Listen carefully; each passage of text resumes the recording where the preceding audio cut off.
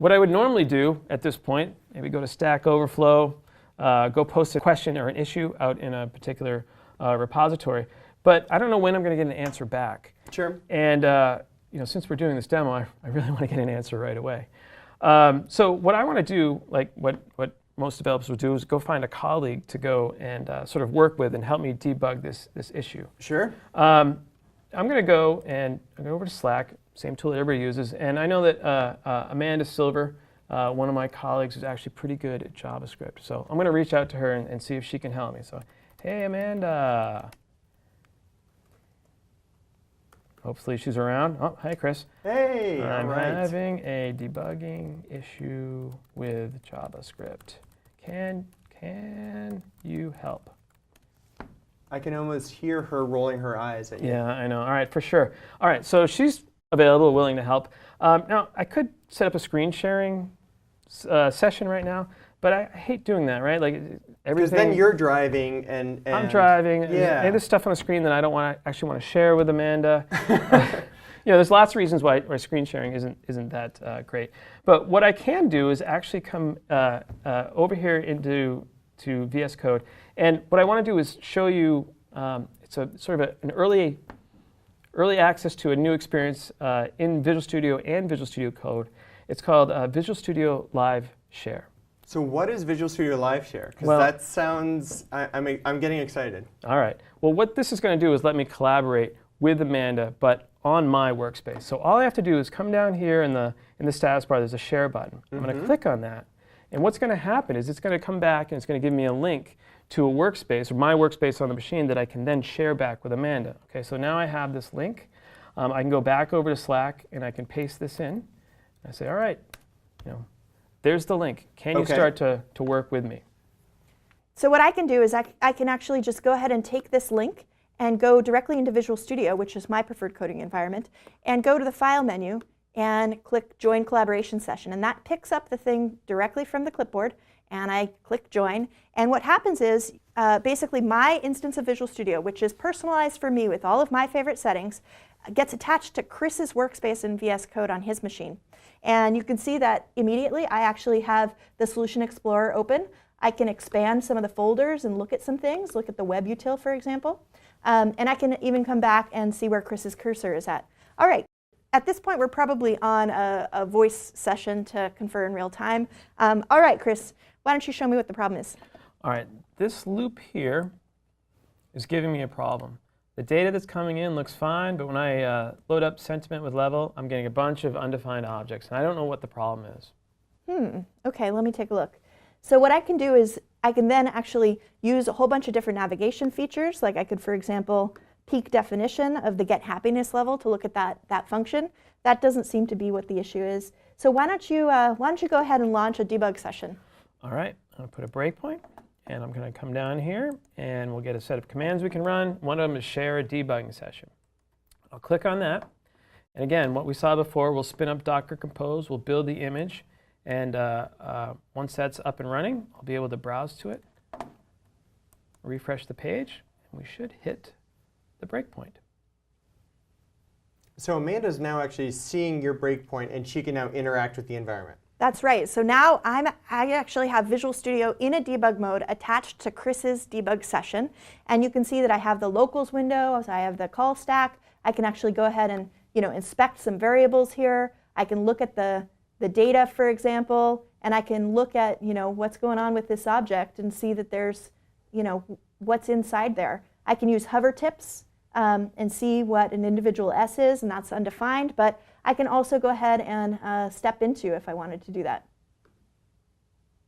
So next I'm stepping into, and I can go ahead and inspect S again, and I can see that that's 0. So I don't think that's quite what we wanted to see. Okay, I think I know what the problem is, Chris. Why don't you stop debugging, and I'll show you what's going on. All right, let's stop debugging. Okay, so there's this really cool thing that you can do because TypeScript is the compiler that's actually powering the JavaScript language service, which is to just use TypeScript as a JavaScript linter and go ahead at the top of the file and do TS check. And you can see that as soon as I do that, you'll see that we actually get some squiggles here. And if we mouse over the error, you can see that the error says that the property sentiment doesn't exist on the type string. So what's happening here is that in JavaScript, if you use a for in loop, it's basically looking at all of the objects that are in the array. But if you use a for of loop, then it actually looks at the values of the array. So what I'm going to do is just go ahead and change this and change that to of. And we should see that the compile errors actually go away. So I think that fixed it. Why don't you try it again? Awesome. All right, I'm going to press F5. We'll rebuild the container with the changes. It should only take a second. All right. Browse the website again.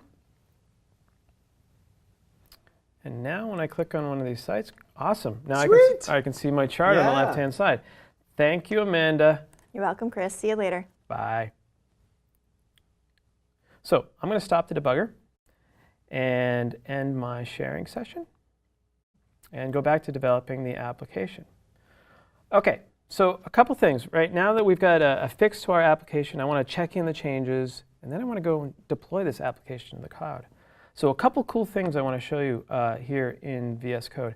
So you have on the left-hand side, we've got these change bars. We've had these for quite a while. It says blue. We can see that something was changed. Now if I hover over it, it gets a little bit wider. And if I click on it, I can actually get an inline diff of the change that has been made to this particular line. I love that. Yeah, it's actually lets me, if I come up here to the right-hand side, I can actually stage that change immediately, right from the editor. I don't have to go back over to the source code control view, and I can go through and selectively stage changes to my file right in my editor. All right, so I'll stage that one as well. And let's see, I think that's about right. And what we'll do then is we'll go and we'll finish staging everything, and we'll say Amanda's fix, and we'll push that off to our repository. Okay, so now that our changes have been pushed off, let's go and deploy this to the cloud.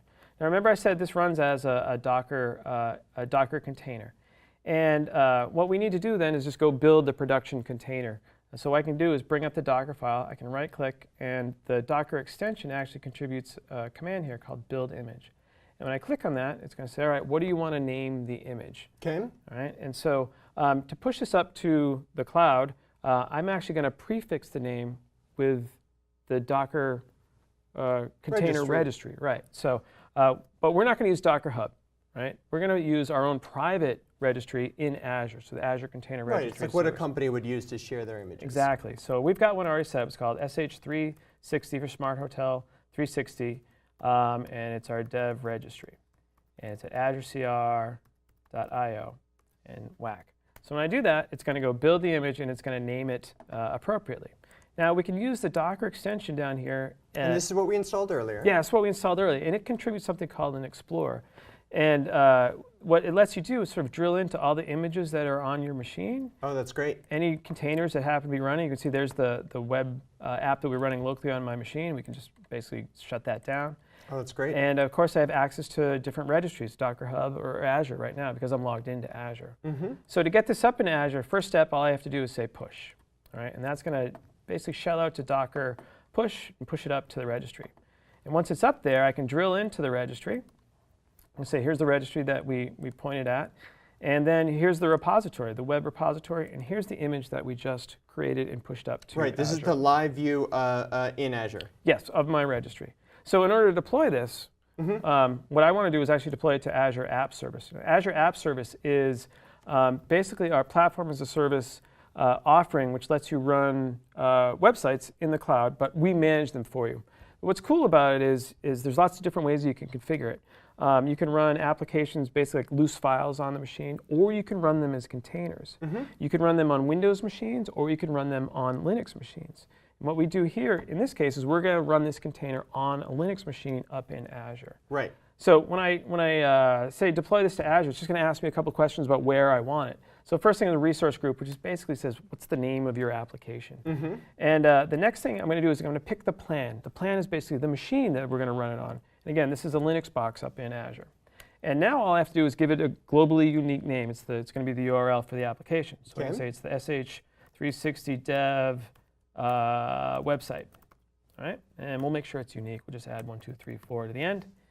And then when we do that, what's going to happen is we'll go and provision that website in the plan. You can see it's working now, updating some application settings, which tells it to run that Docker container on the site. So it's done.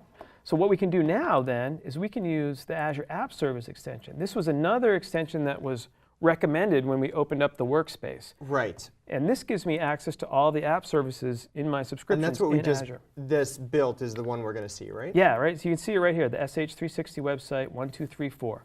That's the one that we just built and ran up in, or deployed up into Azure. And I can come in here, and if I've got deployment slots I don't have any defined on this machine, dev settings, or test, web jobs, yeah, all that stuff is available to me right in this extension. It's amazing. But what I can do is I can right-click and just say Browse Website. And what this will do is browse us to sh360 dev website 1234.azurewebsites.net. Now what's going on right now on this machine is basically a Docker pull is happening.